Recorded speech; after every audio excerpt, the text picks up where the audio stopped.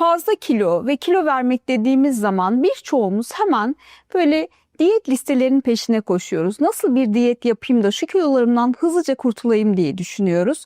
Artık bu düşüncelerinizden vazgeçin. Çünkü diyet yaptığınız zaman diyet bitince eski alışkanlıklarınıza geri dönerseniz tekrar kilo artışı yaşamanız kaçınılmaz olur. O yüzden biz alışkanlıklarımızı değiştirebilme üzerine aslında kendimizi yönetmeye başlayacağız. Bu 5 önemli taktiği bugün ben size anlatacağım.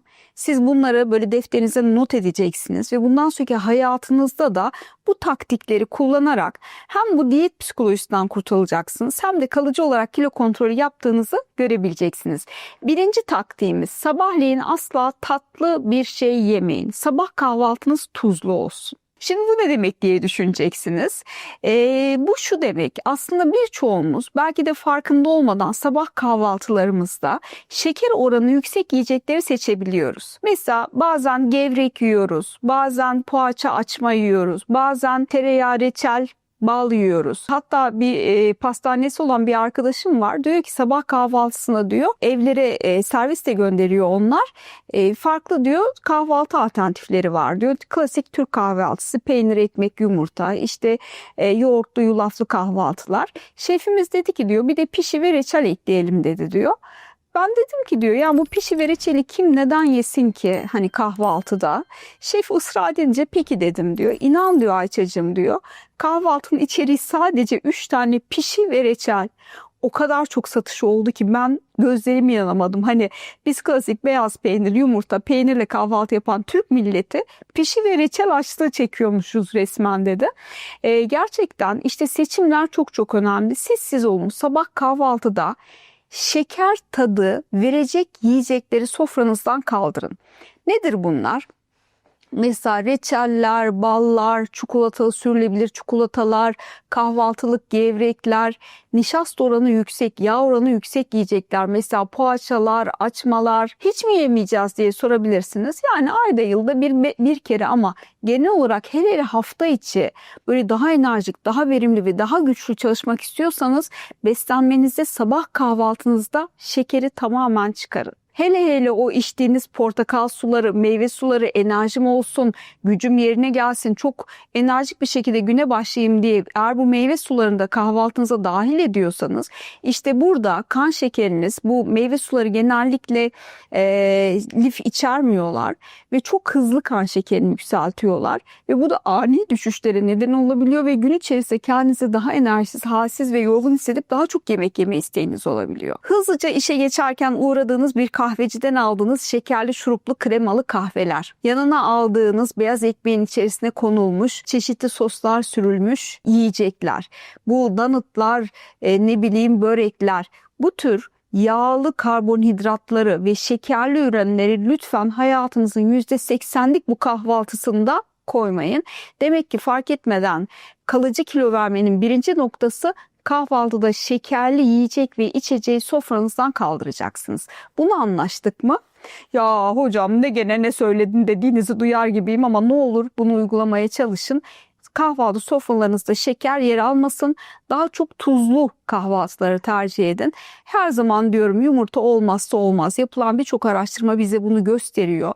Güne kahvaltıda yumurta yiyerek başlayanlar gün içerisinde %30-40 daha az besin alımını sağlayabiliyorlar. Yumurtanızı kayısı kıvamında haşlayın. Üzerine 1-2 yemek kaşığı lor peynirinizi koyun. Yanına güzelce bir açık çayınız limonla birlikte ister yeşil çay ister siyah çay içebilirsiniz. Ve bol yeşillik, domates, biber, klasik Türk kahvaltımız, 3-5 tane zeytininiz, avokadonuz, 1-2 dilim de tam buğday ekmeğiniz olabilir. Doyduğunuz anda da kahvaltıyı bırakabilirsiniz. Hepsini bitirmek zorunda değilsiniz. Diyeceksiniz ki hocam her gün peynir, ekmek, yumurta mı yiyeceğiz? Bazen menemen yapabilirsiniz. Bazen mesela lorlu omlet şeklinde yapabilirsiniz. Bazen mantarlı omlet yapabilirsiniz. Bunlarla da ilgili çok fazla tariflerimiz var. Kitaplarımız var. Onlardan farklı kahvaltı tariflerini tuzlu içerikleri yüksek olacak şekilde seçebilirsiniz. Bu birinci kuralımız. Peki fark etmeden fazla kilolarımızdan nasıl kurtulacağız? Gelelim ikinci kuralımıza. Acıkmadan yemeyeceksiniz. Bir yiyeceği yerken bir kere midenize soracaksınız. Buna şu anda ihtiyacım var mı diye. Mide size diyecek ki hayır, daha 3 saat önce yedin. Ben daha boşalamadım. Sen bana yeni yemek gönderme diyecek. Dolayısıyla bir yiyeceği ağzınıza atmadan önce hemen midenize bir danışacaksınız. Buna ihtiyacım var mı? O da yok derse sonra yerim deyip o yemeği erteleyeceksiniz. Bizim en büyük problemimiz işte buradan çıkıyor. Farkında olmadan gün içerisinde ağzımıza sürekli bir şeyler atıyoruz. Strese giriyoruz, yiyoruz, üzülüyoruz, yiyoruz, seviniyoruz, yiyoruz. Gözümüz görüyor, canımız istiyor, yiyoruz. Birisi ikram ediyor, yiyoruz. Vakti geldiği için yemeğe gidiyoruz, yiyoruz. Aslında acıkmadığımız halde, ihtiyacımız olmadığı halde sürekli vücudumuza bir yiyecek giriyor ve biliyorsunuz fazla kaloriler uzaya gitmiyor. Nereye gidiyor? Yağ hücrelerine gidiyor. O nedenle ihtiyaç olmadan yemek yemeyeceksiniz. Acıkmadan asla ağzınıza bir lokma koymayacaksınız. Ben mide gurultusunu çok severim biliyorsunuz. Gurultu demek iyilik demek, gençlik demek, sağlık demek. Midenizden ses gelirse yiyeceksiniz. Gelmiyorsa da yemeyin. Yemek zorunda değilsiniz. Hiçbirini bitirmek zorunda değilsiniz. Zaten hep ne diyoruz sloganımız, artık tabandakini bitir devri bitti. Kalanını dolaba koyun, yarın tekrar yiyebilirsiniz. İkinci kuralımız neymiş sevgili dostlarımız? Acıkmadan yemeyeceksiniz. Gelelim üçüncü kuralımıza. Yiyecekleri paylaşacaksınız. Bir yere gittiğinizde hemen bir porsiyon ısmarlamayacaksınız. Ve daha az yemek için birazcık da farklı yiyecek gruplarını aslında sofrada yer açacaksınız. Yani daha düşük kalorili, besleyecek değeri daha yüksek olan yiyecekler sofrada ön planda olacak. Asıl yiyeceğiniz yemeğin porsiyonunu küçük tutacaksınız. Ben mesela genellikle bir restoranta gittiğimde ya da arkadaşlarımla bir yere gittiğimde hep yarım porsiyon ısmarlarım. Yarım porsiyon kızı şiş, yarım porsiyon çöp şiş ama yanına büyük bir salatayla, bir bardak ayran, maden suyu ve suyla o yiyeceği yerim ve sonra da ay ne kadar çok yedim diye düşünürüm. Geçen bir hastamla bunu paylaşmıştım. Hastam da dedi ki ay hocam ayıp olmaz mı dedi. O kadar restoranta gitmişiz, şimdi yarım porsiyon ısmarlanır mı dedi. Dedim ki ısmarlanır. Eğer kadınsanız yarım porsiyon yiyebilirsiniz. Erkekseniz bir porsiyon yiyebilirsiniz. Geçenlerde bir erkek hastamız yaklaşık 40 kilo yakın kilo verdik onunla. Hocam diyor siz diyor benim hem keseme iyi geldiniz hem bedenime iyi geldiniz diyor. Ben diyor çünkü gittiğimde en az 2 porsiyon yerdim diyor. İşte bir porsiyon diyor pide yerdim. Üzerine bir porsiyon çöp şiş yerdim diyor. Şimdi diyor yarım porsiyon pide, yarım porsiyon çöp şiş yiyorum diyor ve 40 kilo yakın kilo verdi. Ve yemeğe harcadığı para da dediğim gibi hastamızın cebinde kaldı. Yani hani farkında olmak işte buradan başlıyor. Ezbere yemek sipariş etmeyin. Diyelim ki bir porsiyon geldi ve doydunuz, geri kalan yarımını paket yaptırıp evinize götürebilirsiniz. Bazı hastalarda ben onu görüyorum. Ayıp olmasın deyip bütün porsiyonu doyduğu halde yiyebiliyor. Hiçbir bitirmek zorunda değilsiniz. Doydunuz mu bırakın, paket yaptırın, eve götürün. Ama bence en iyisi daha otururken yarım porsiyon ısmarlamayı başarabilmek. Kadınlar yarım porsiyon, erkekler bir porsiyon. Aman aman 2 porsiyona çıkmayın. Hele hele günümüzde o hazır ısmarlanan yemeklerin de boyutları o kadar büyüdü ki, o kadar yağlı ve tuzlu, çok aşırı işlenmiş yiyecek olarak gönderiyorlar. Lezzeti çok olsun da insanlar bunu hep tercih etsin diye. Yarım porsiyon iyidir. Doyuyorsanız çeyrek porsiyon bile olabilir. Söylemesi benden, uygulaması sizden diyoruz. Üçüncüsü de neymiş? Nereye gidersek gidelim bir yarım porsiyon ısmarlamaya çalışıyoruz. Dördüncüsü, fark etmeden fazla kilonuzdan kurtulmak istiyorsanız çok aç karnına sofraya oturmayacaksınız. Şimdi hocam dediniz, burada bir ironi oldu. Az önce dedik ki mide gurultunu duymadan oturma. Şimdi de aç olmadan oturma. Şimdi buradaki benim size söylemek istediğim nokta şu. Midenizden gurultu geldi. Toplam bir saate baktınız, 5 saat önce yemek yemişsiniz ve mide diyor ki artık yemek ye. İşte burada sofraya oturup direkt ana yemekle yerseniz yani 2 porsiyon 3 porsiyonda ancak doyabilirsiniz. İşte burada daha az yemek için önlem almanız lazım ve burada biraz frene basmanız lazım. Ana yemeği yemeden önce böyle bir havuç, turp, katı bir sebze, lahana yaprakları mesela ben çok severim çiğ çiğ yemeği. Brokoli, karnabahar çiğ çiğ yiyebilirsiniz. Enginar çiğ çiğ yiyebilirsiniz. Havuç, turp, pancar, mesela domates, salatalık, acur gibi yiyecekleri daha sofraya oturmadan istediğiniz kadar yiyin. Öncelikle bu açlıkta hani dişimiz de acıkıyor aslında. Bu diş açlığının önüne geçmiş olursunuz. Siz olun, direkt ana yemekle başlamayın. Çok aç karnına oturmayın. Aç karnına oturmamak için de önden düşük kalorili yiyeceklerle bu çiğneme duygunuzu bir tatmin edin.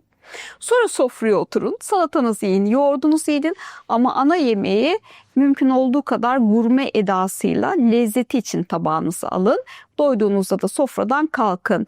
İşte bunlar gerçekten çok önemli. Biz diyet yapıyoruz. Sabahlar 2,5 su kadar peynirler, akşamleyin işte avokadolu salatalar filan. Diyet bitiyor. Eski hayatına geri dönüyorsun, yine kilo alıyorsun. Sürdürülebilir kalıcı beslenme alışkanlıkları kazanmak. Bu hayatınızda yapacağınız küçük değişimler inanın bana çok büyük farklar yaratacak.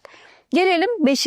maddemize. 5. ne yapacağız? Su içeceksiniz. Yemekle birlikte mutlaka 2 bardak su için. Gün içerisinde 22.220 tekniğiyle su içmeyi ihmal etmeyin. Sabah 2 bardak, öğlen 2 bardak, ikindi 2 bardak, akşam 2 bardak ve akşam yemeğinden sonra da 1-2 bardak suyunuzu gönül rahatlığıyla içebilirsiniz. Ama gece çok idrarınız geliyorsa akşam yemeğinden sonra olan 2 bardağı da gün içerisinde yayabilirsiniz. Yani 22.222 tekniğiyle gün içerisinde her gün mutlaka tıpkı kendinizi bir çiçek gibi, gül gibi sulamayı ihmal etmeyin.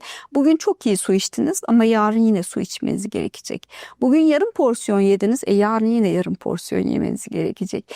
Bugün salata, yoğurtla, havuçla yemeye başladınız. Lütfen yarın bu şekilde başlayın ve güne mutlaka tuzlu kahvaltı yaparak başlayın. Tatlı, kan şekerinizi oynatacak yiyeceklerden özellikle kahvaltıda uzak durun diyorum sevgili dostlarım. İşte fark etmeden fazla kilolarınızı kalıcı olarak verebilmek için lütfen bu videomuzu sonuna kadar birkaç kere izleyin. Aklınızda kalanları bir deftere not edin ve kendinize sık sık bunu hatırlayın. Ne kadar çok tekrar ederseniz bilgiyi o kadar içselleştirirsiniz. Bu videomuzun da yavaş yavaş sonuna geliyoruz. Fark etmeden kilo vermek mümkün mü? Evet, mümkün. İşte bunun için de sizler için çok özenerek çektiğimiz bu videolarımızı lütfen takip ve devam edin. Güzel ülkemin güzel insanları.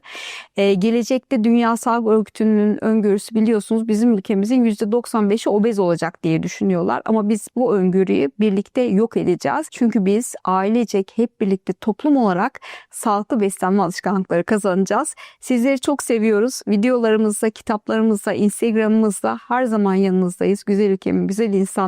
Bu videonun da yavaş yavaş sonuna gelelim o zaman. Videomuza kaydetmeyi, bizlere abone olmayı ve yorum yapmayı lütfen ihmal etmeyiniz diyoruz. Hoşça kalın ama hep bizimle kalın.